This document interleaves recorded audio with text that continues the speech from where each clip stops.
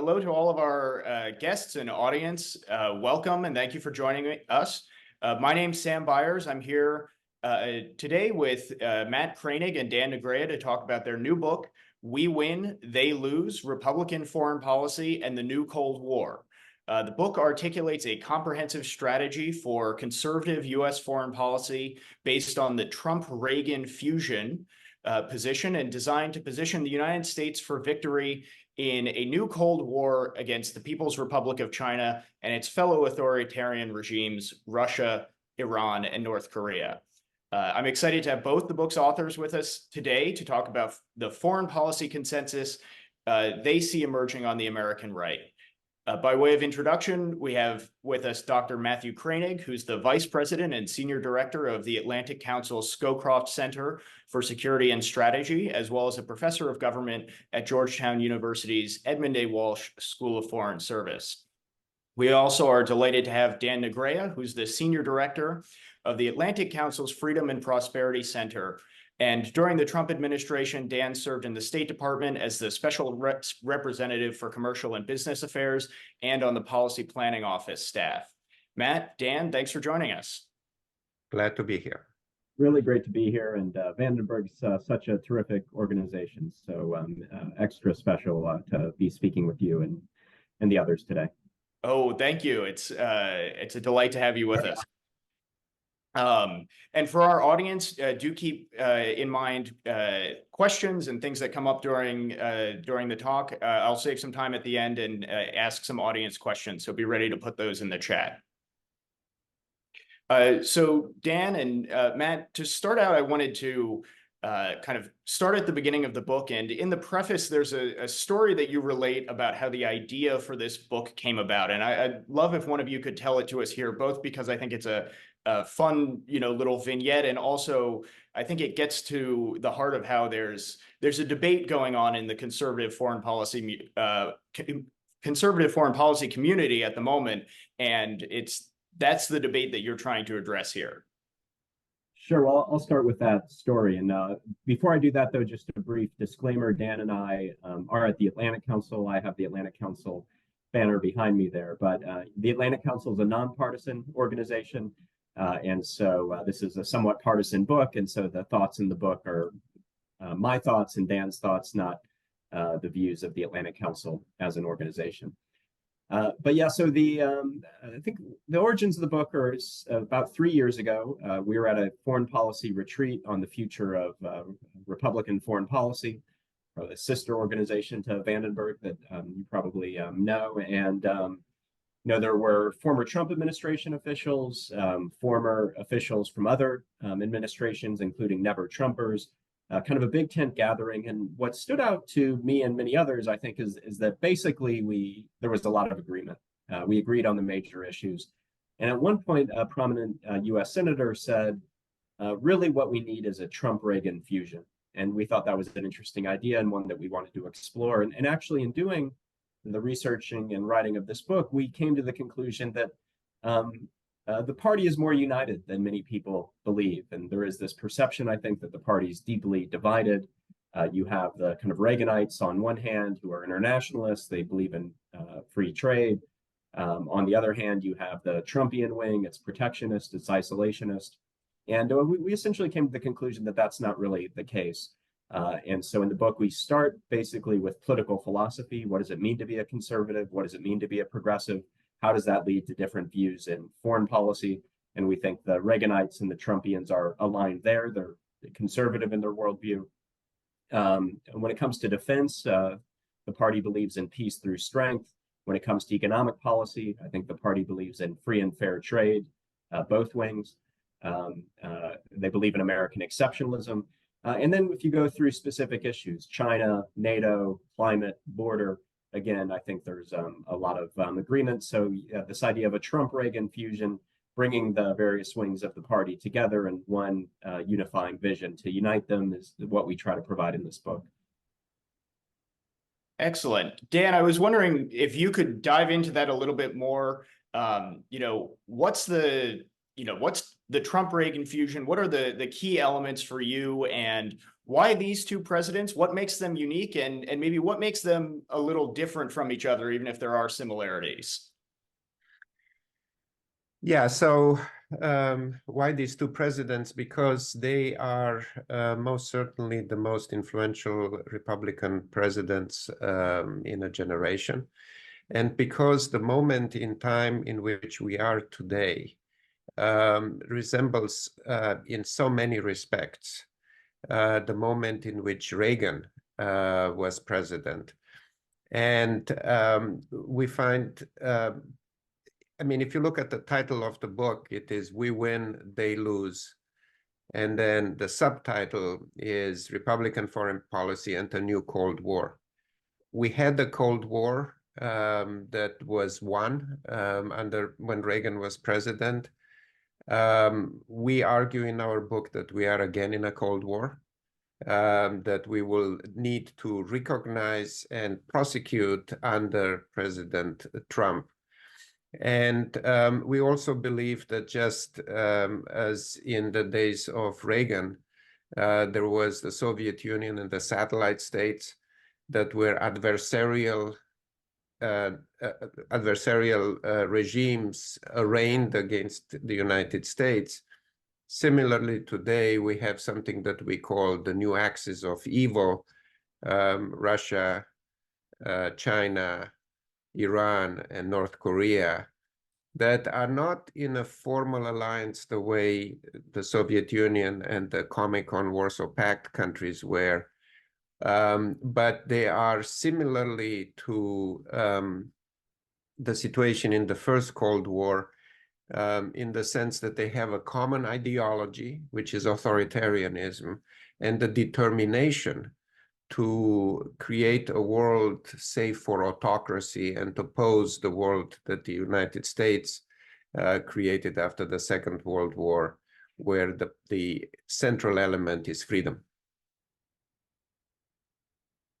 So one of the things that I enjoyed reading the book, and one of the things that stood out to me is, unlike a lot of policy books, you start out with philosophy and some moral psychology. And Matt, you just mentioned a little bit of that there, and how progressives think about things differently than conservatives. And you get down into the weeds and on the philosophical level. So could you expand on that a little more and tell us, what do you see are the critical differences between how progressives view the world and how conservatives view the world, and how that manifests in your foreign policy elites and in the foreign policy that your country eventually pursues?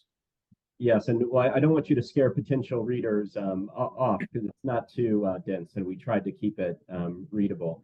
But this was one of the things that was most interesting to me, because if we're going to write a book on conservative foreign policy, then what does it mean to have a conservative foreign policy? What does it mean to have a progressive foreign policy?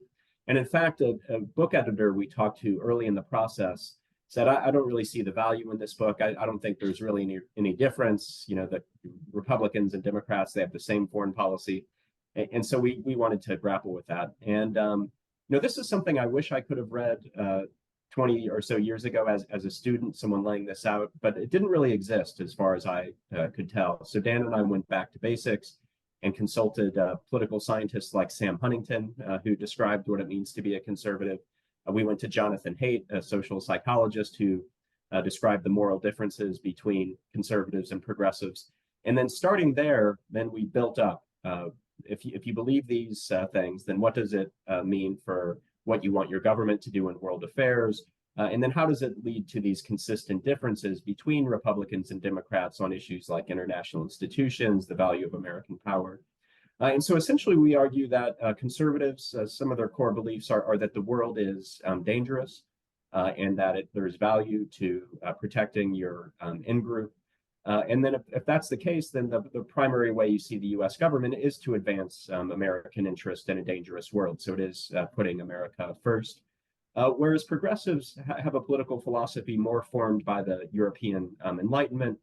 They believe that past misunderstandings and failures of the human condition were the result of a lack of science, a lack of understanding, and that if only we can apply reason, apply good government policies, we can ameliorate the human condition. So I think progressives often see US foreign policy as the priority should be working with other nations to solve shared global challenges.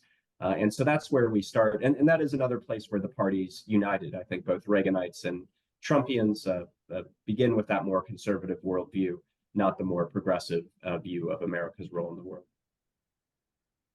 Could either of you give us, maybe one or two key examples that illustrate that in the foreign policy domain? Like, what are real, the policy debates that most draw out this distinction? And if the philosophical debate and division is so deep between progressives and conservatives, does that mean that we're unlikely to see any bipartisan foreign policy consensus in the future, such as that we maybe have had in the past 30 or 50 years?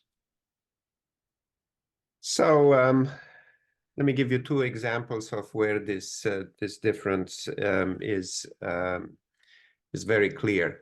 So one, looking to, let me start with your second question, which is very interesting.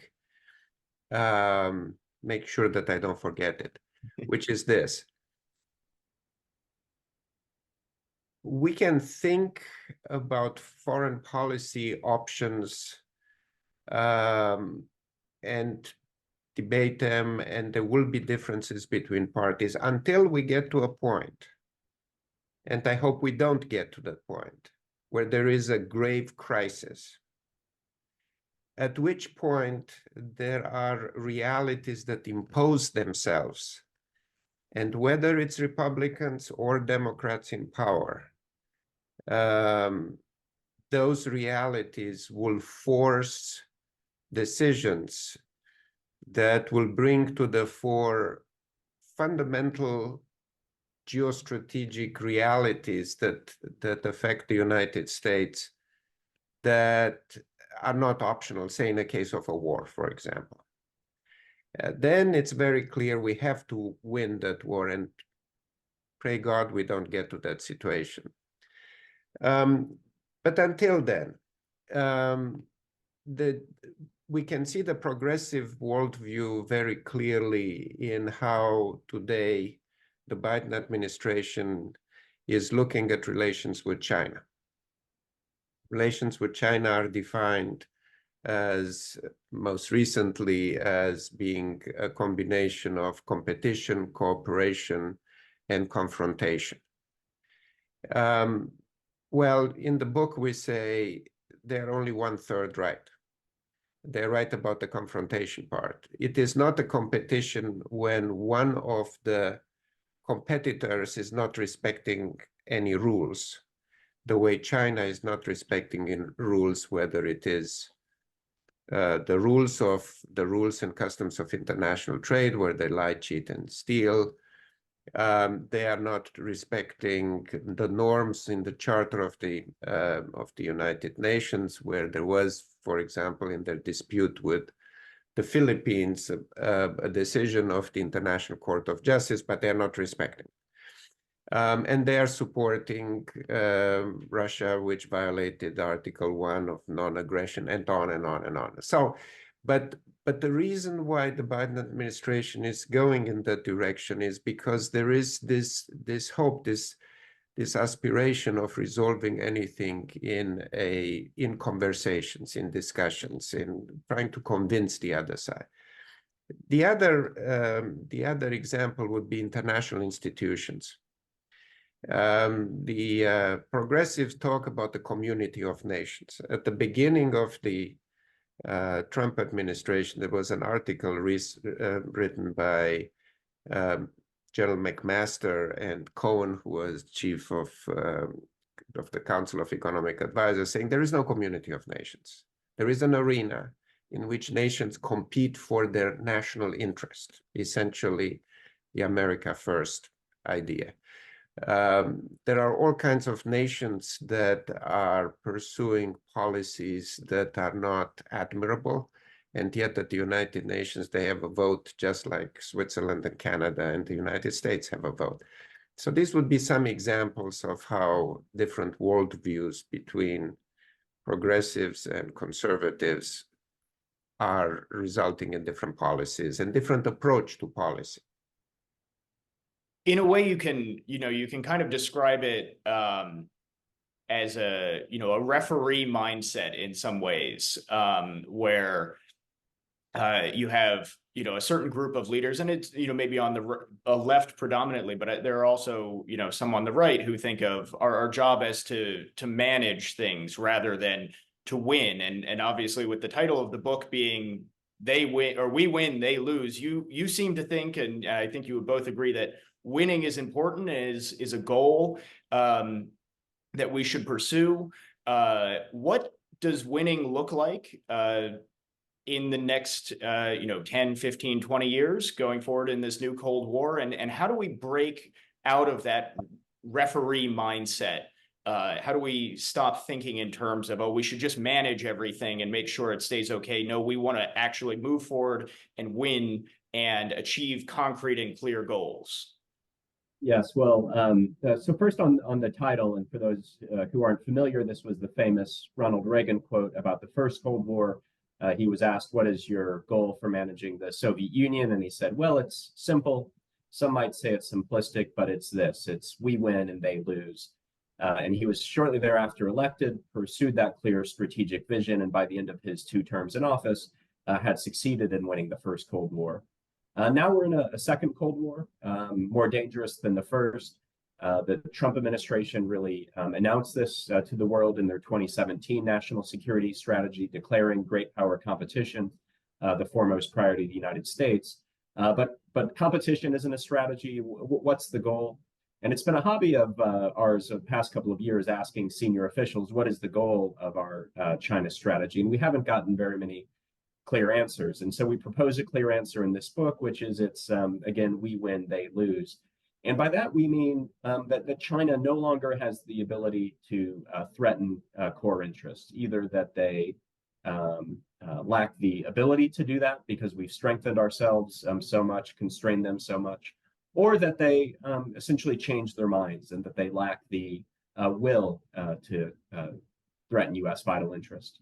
And we're very forward to and kind of explain what that might look like, and I can go into more detail if you're interested. But we were very fortunate to have a forward from Mike Pompeo, former Secretary of State, and he improved on our language because we have this long, complicated explanation of what it means to win. And he has one sentence that says, winning is when the Chinese Communist Party is, or either it's capitulation or it's incapacitation. And so I think that's what we mean. It's capitulation or it's incapacitation. Oh, and I think you're on mute, Sam. Thank you. I think that's good, clear, and straightforward goal, and obviously similar to what we were trying to do with the Soviet Union during the Cold War. And you guys obviously directly draw the comparison from the Cold War to a new Cold War today. But I think as you dig into the analogy, you start to see, and a lot of people have written about this, how China is both a larger threat to the United States and also a qualitatively different threat in terms of the challenges it poses from a grand strategy foreign policy perspective. So my question for you, perhaps, Dan, is what are the you've drawn this comparison, but what are the differences between the Soviet Union, the original Cold War, and the competition with China in this new Cold War? What are the differences we need to be aware of, and how does that change the strategy that you both lay out in the book? How does that affect the tools that are at our disposal and the different courses of action we should try to pursue? So the difference that is most often mentioned between the first Cold War and the second is the closeness of the economic relations between China today and the United States. As a matter of fact, in one of the most recent of the quite a few Biden foreign policy doctrines, it is defined as follows: strategic competition in conditions of interdependence. So a lot of is being made out of this interdependence, economic interdependence between the United States and China. We address this in the book, but I would like to go a little bit further. So what we have in the book is the following, that there are three categories of economic relations with the People's Republic of China. One are relations in the in areas that are sensitive from a national security point of view, and there the selective decoupling needs to be executed as soon as possible. So, for example, it is unacceptable to depend on the Chinese for 90% of our antibiotics. It's unacceptable to depend on them on artillery shells components. On the 155, apparently we depend on them on some of those components and things of this sort. Then there are other economic relations that are not extremely sensitive from the point of view of national security, but areas in which the Chinese are cheating, and we need to deal with those with tariffs and other means. And then there are things like we sell them soybeans and we buy T-shirts from them, and those can continue.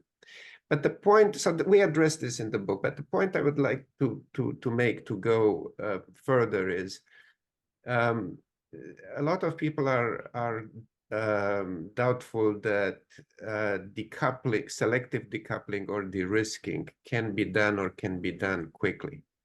It is already happening. And it is not just the United States identifying these areas. The Chinese are identifying exactly the same areas, especially the national security issues. And if you look at the policies outlined in Made in China 2025, they were very, very clear that they want to reduce their dependence on Western companies on things that they consider important. And for national security reasons, and also for promoting Chinese companies, they want to help their companies become global leaders and move away from trade and dependence on Western companies. So the decoupling is occurring from both sides. So what many consider today interdependence with China, it is going away naturally anyway. I completely agree, as always, with Dan. If I could just add one point. Some people say, well, it's not a Cold War because it's not exactly like the first Cold War. Well, World War II wasn't exactly like World War I, but they were both world wars. Similarly here, I think these are both Cold Wars, and the similarities are more striking than the differences.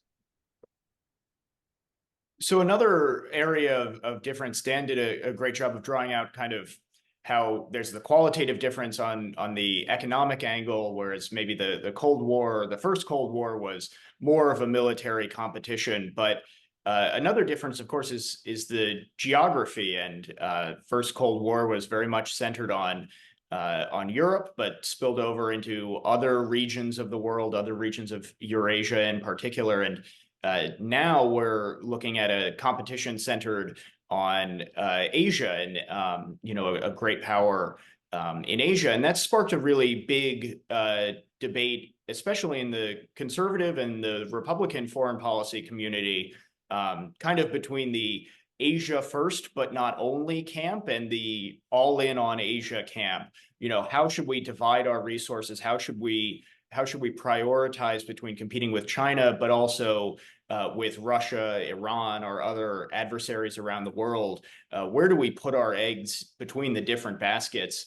Where do you stand on this debate, and how does your book explore this tension between how to take limited resources and apply them to a variety of threats of varying degrees of importance?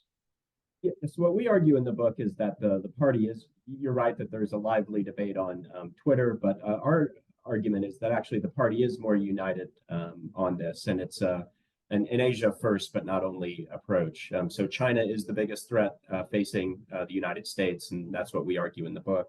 But the China threat is a global one. It's not just about defending the beaches of Taiwan. It's about countering China's growing influence everywhere. And moreover, as we point out, China is increasingly working with this axis of revisionist autocracies, Russia, Iran, North Korea. And so countering China also means countering their allies in Russia, Iran, and North Korea. Moreover, just in practice, it's not, if you really wanted to put in a pure Asia first policy, it's not even clear to me how that would work. Are we going to take all the tanks in Europe and move them to Japan? I think it is prioritize China, but we still have global interest and need to be a global power.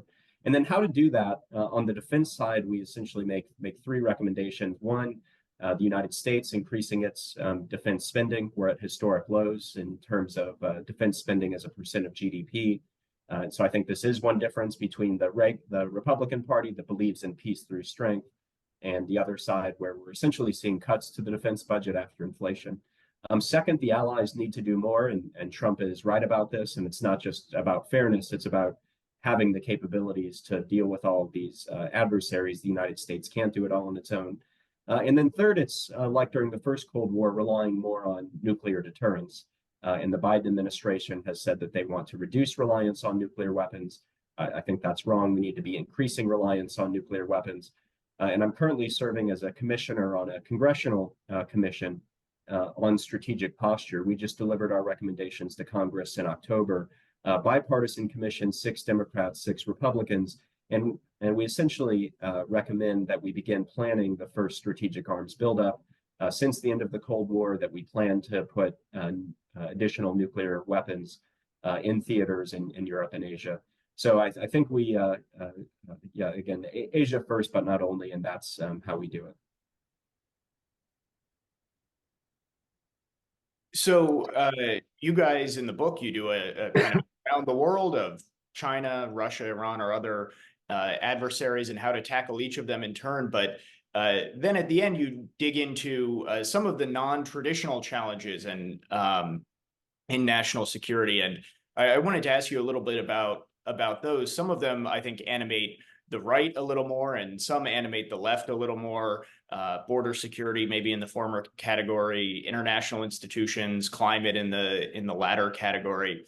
So my question is, how should we think about these sets of non-traditional or kind of non-state-on-state security challenges in the context of the new Cold War?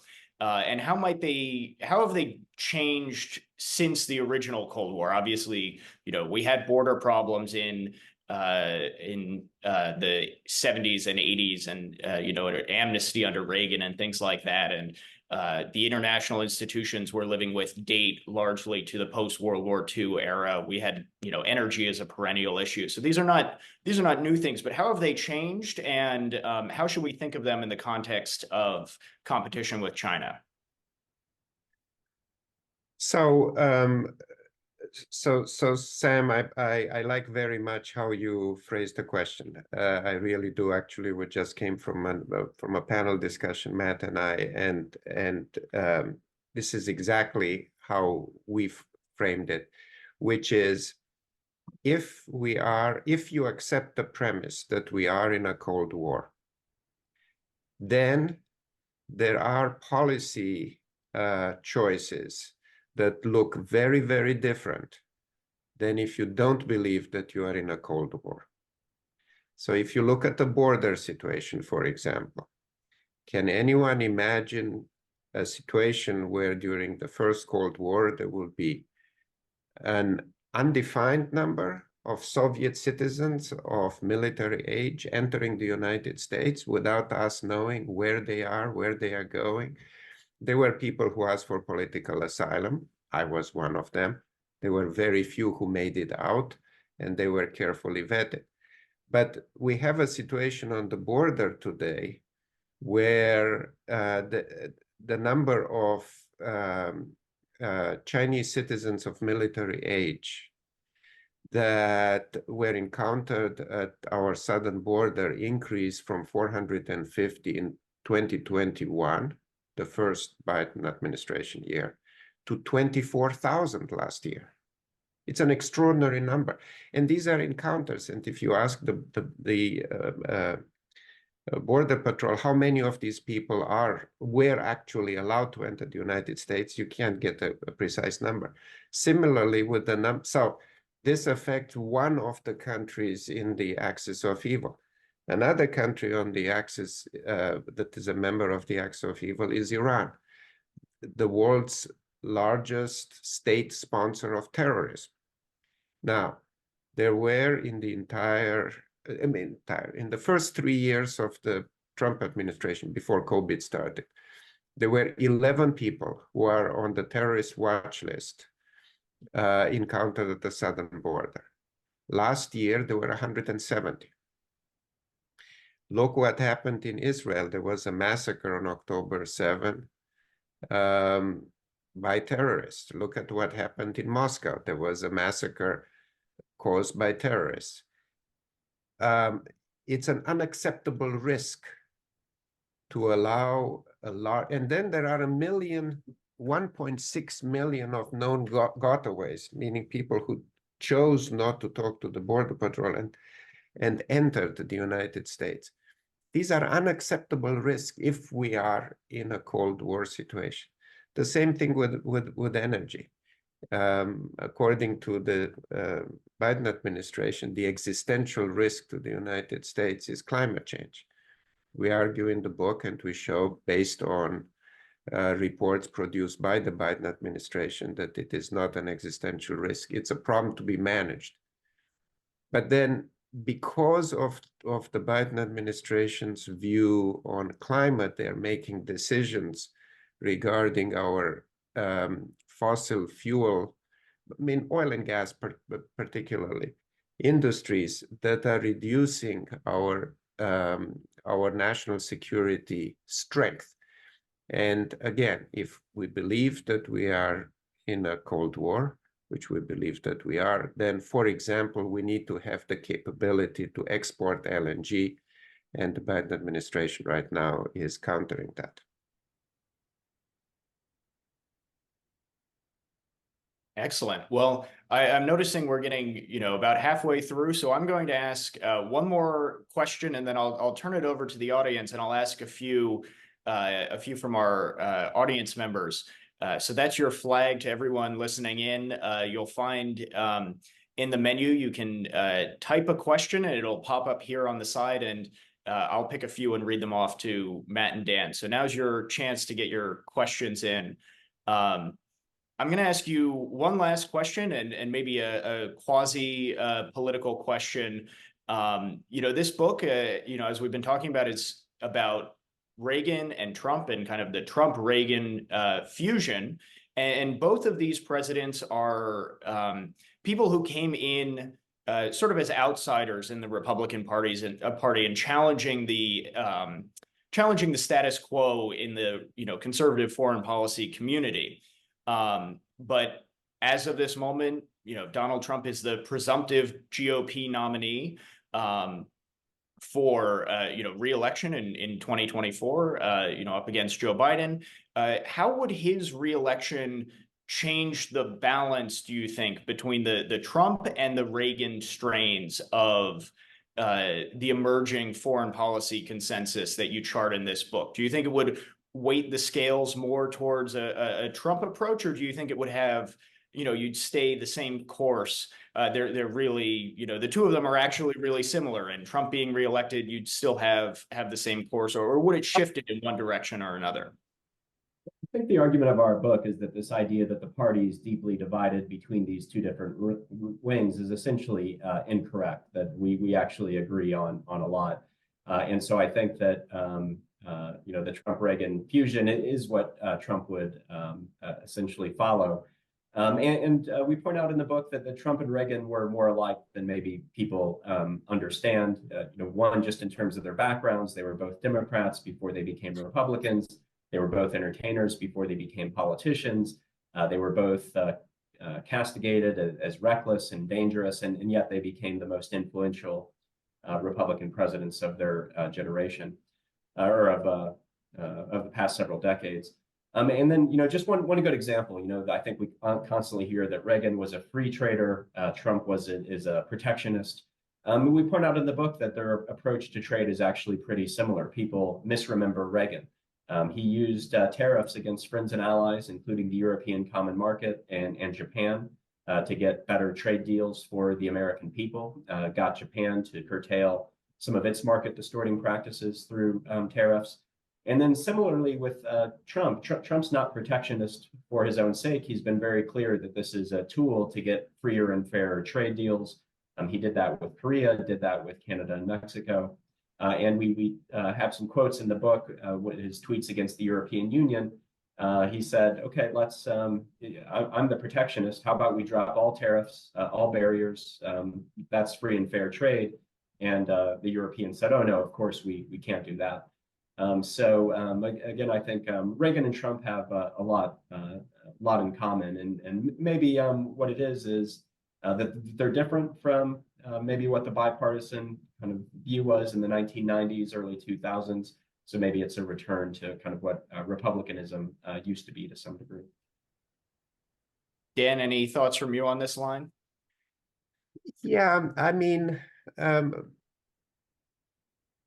don't know that there is a Reagan wing. I think there are many senators and many members in the House that have different points of view. So, for example, Rand Paul, I don't know in what category to put him. I mean, I guess you can put him as a libertarian, doesn't like foreign involvement pretty much anywhere. But I don't know that I would put him in either the Reagan category or the Trump category. And then you have Lindsey Graham. He's very close to President Trump, but he is a hawk. And he is, I mean, the caricature of Senator Graham, whom I like very, very much, by the way, is that he's never seen a conflict that he wouldn't like the United States to send troops into. As we point out in the book, Reagan didn't get us into any wars. Trump didn't get us into any wars. They don't like that instinctively.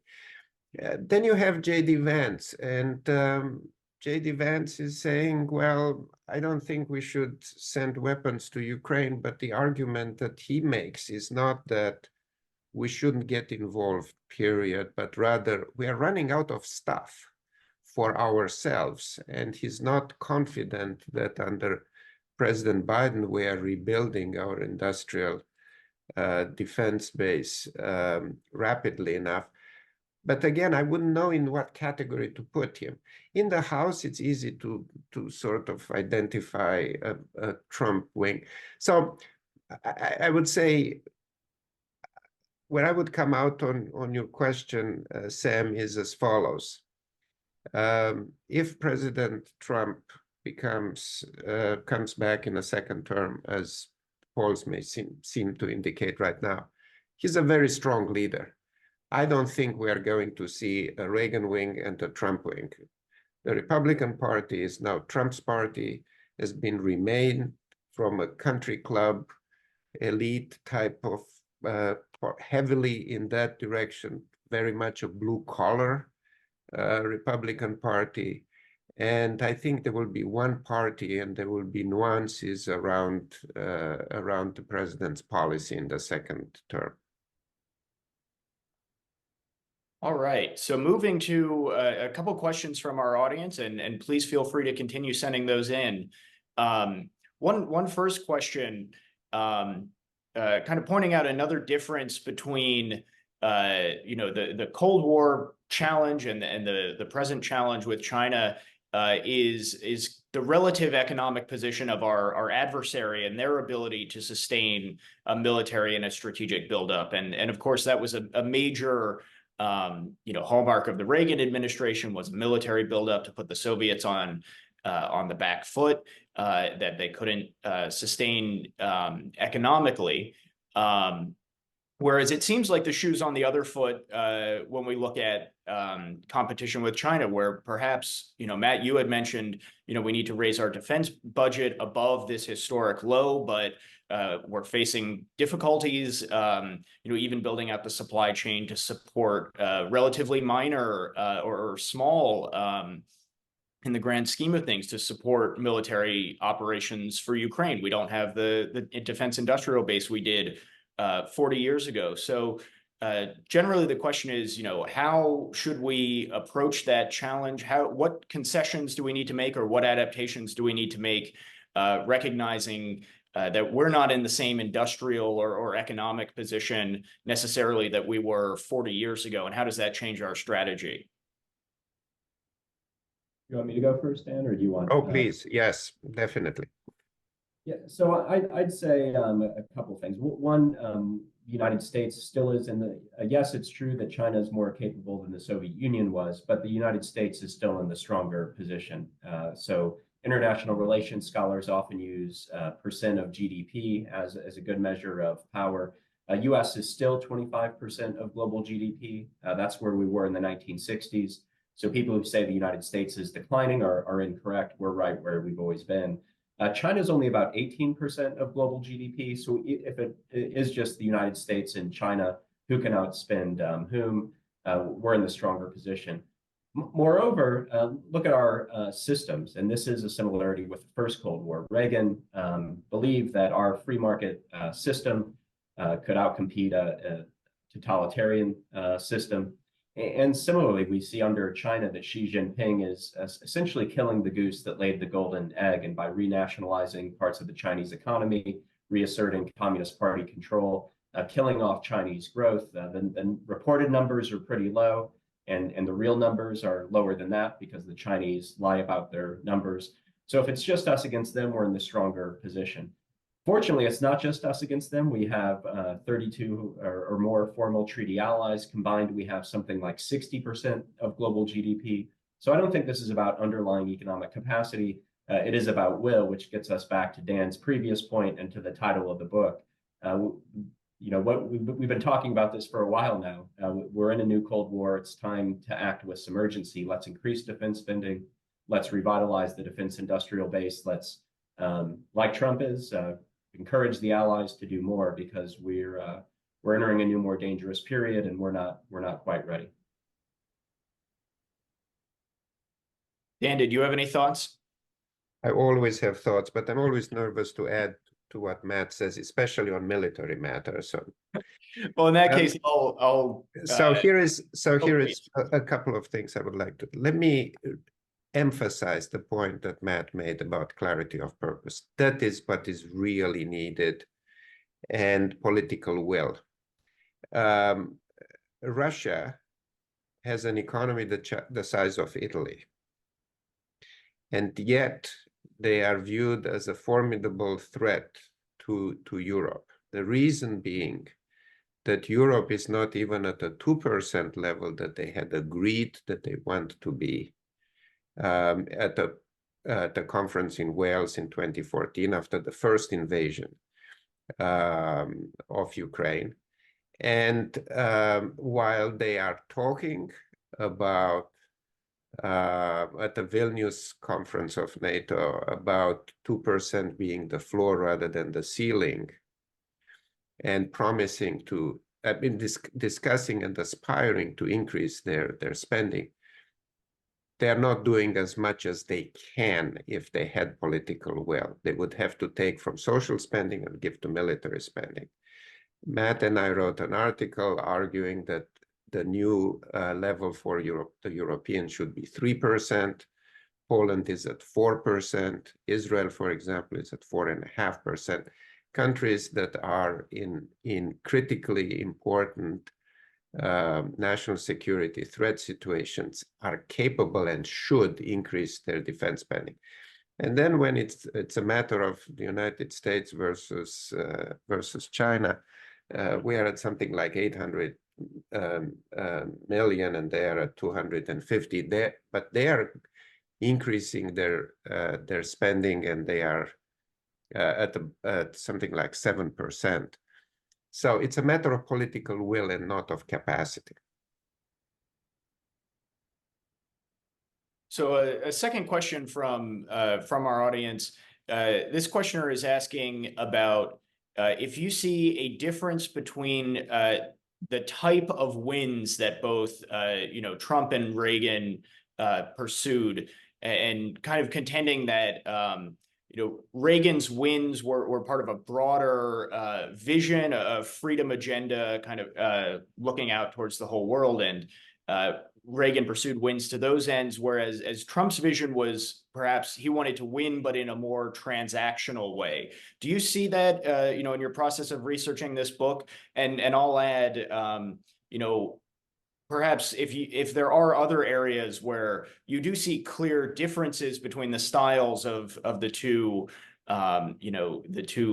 philosophies that you are putting forward as part of this fusion, that would be interesting to hear about.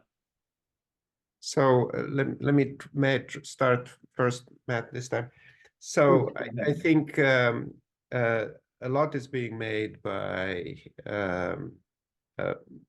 what some people see less emphasis that President Trump put on allies, while under President Reagan, clearly he viewed himself as the leader of the free world.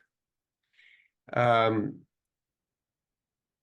not sure I agree with that, and I think what we are arguing in the book in several places is that President Trump recognizes the value of allies and actually has contributed tremendously to encouraging allies to do more and gave them political cover to do more. And let me elaborate on that.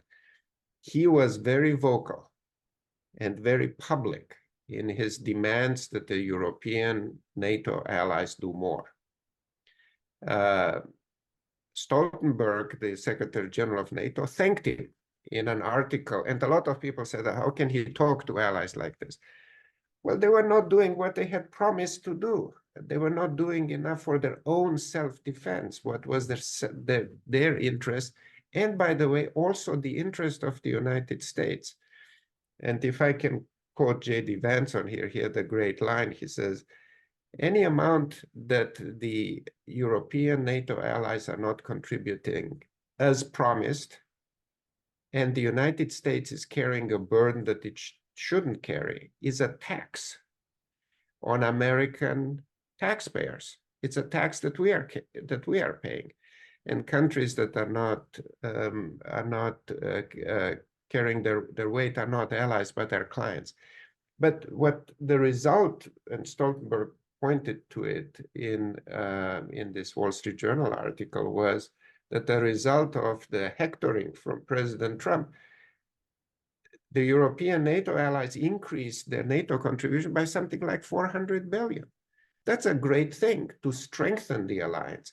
So I don't agree with the general view that President Trump is for America alone. It's for America first.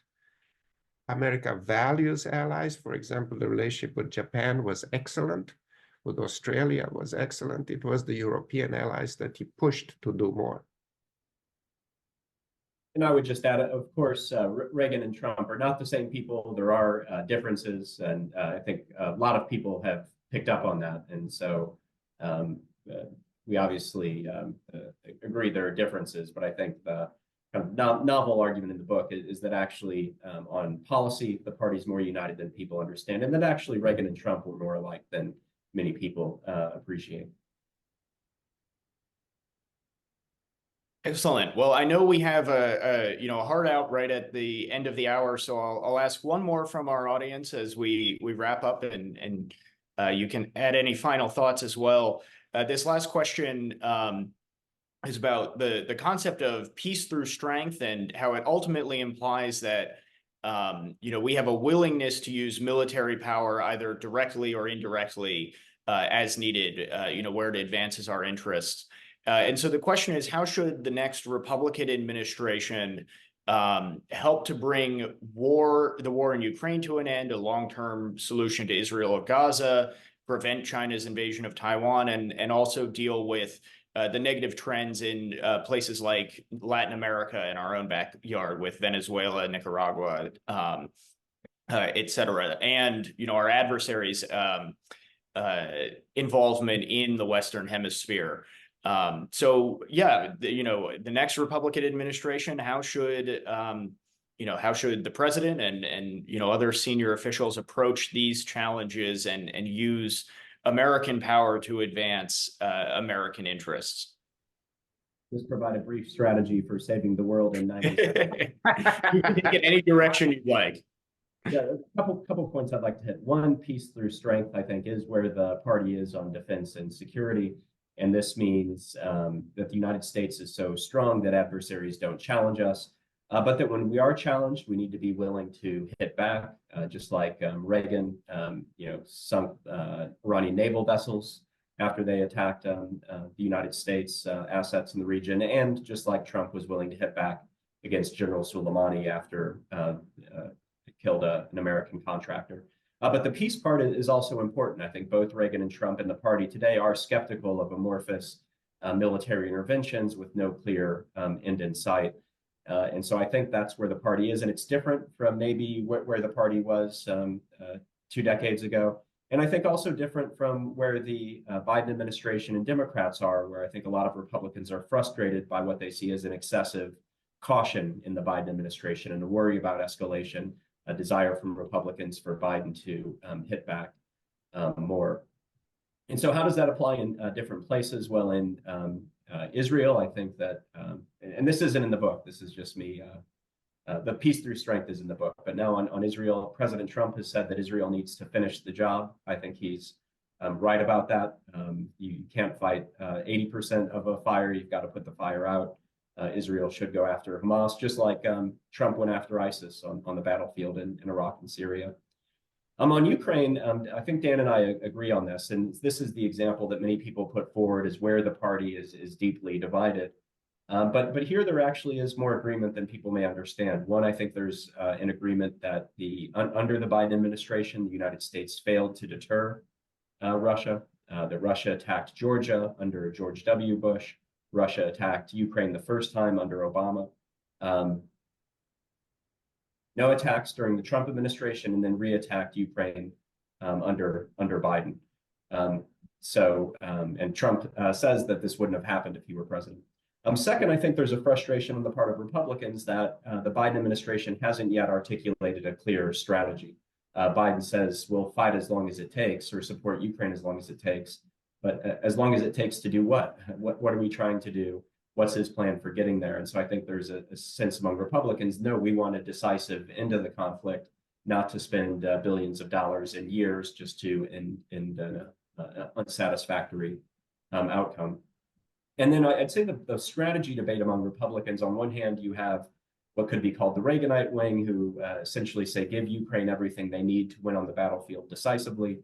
And then on the other hand, you have maybe the Trumpian wing, and President Trump has said, we'll end the war in 24 hours. And I think that's not literal, but take it seriously, not literally. He means to end it quickly. Yeah, my own view on this has changed. I was in the Reagan camp 2 years ago, but I think we're in a different place on this issue. But I think we're in a different place now. The Biden administration didn't give Ukraine everything it needed to win decisively. Over the past 2 years, that's given Russia time to dig in behind dragon's teeth and other things.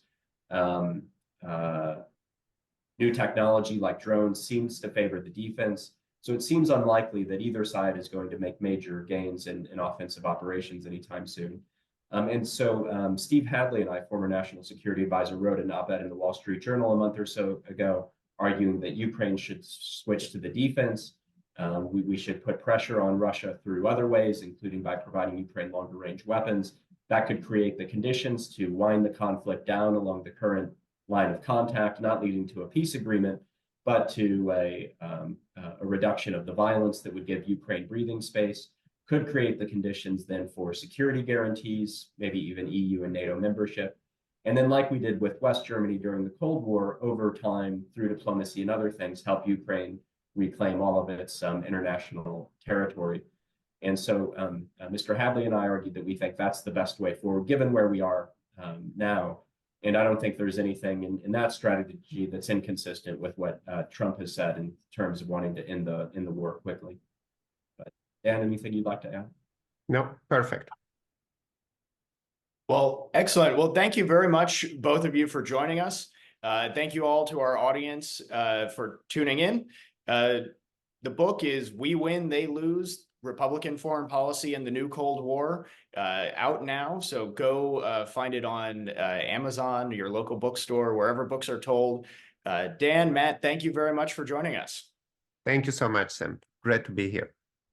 Yes, thanks very much, Sam, and thanks for the great work you and the Vandenberg Coalition are doing. All right. Have a great afternoon, everyone.